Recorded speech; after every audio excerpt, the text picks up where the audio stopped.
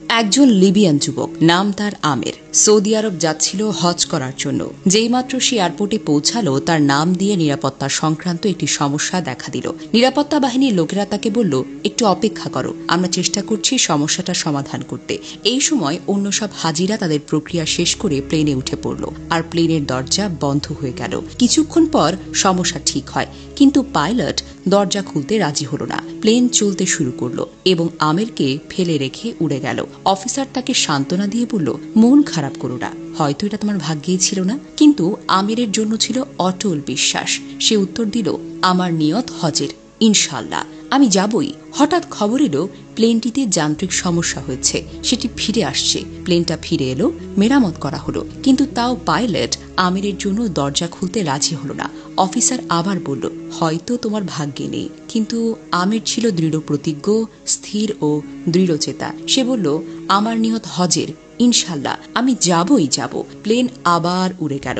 কিছুক্ষণ পর আরেকটা খবর এলো, প্লেনে আবারও সমস্যা হয়েছে। এবার নিজেই পাইলট বললেন, আমি আর উড়ব না যতক্ষণ না আমের প্লেনে উঠে। শেষ পর্যন্ত আমের প্লেনে উঠল। সৌদি এয়ারপোর্ট থেকে সে একটি ভিডিও করল। তার আনন্দ ছিল বর্ণনার বাহিরে। এই ঘটনা আমাদের কি শেখায় জানেন? নিয়ত যদি হয় খাঁটি আর ঈমান যদি হয় পর্বতের মতো অটল, তাহলে আল্লাহ এমন দরজা খুলে দেন যা মানুষ কল্পনাও করতে পারে না।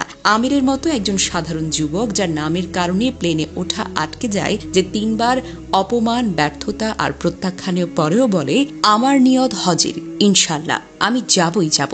তাহলে এটা কেবল কথা নয়, এটা হলো ঈমানের ঘোষণা। আল্লাহ বারবার প্লেনের গতি থামিয়েছেন, পরিস্থিতি উল্টে দিয়েছেন, শুধু একজন বান্দার অটল নিয়তের কারণে।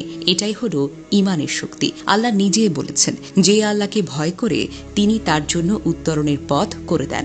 সূরা তালাক আয়াত সংখ্যা 2। আল্লাহ যার জন্য যা চান তার জন্য সহজ করে দেন। সূরা আলা আয়াত 8।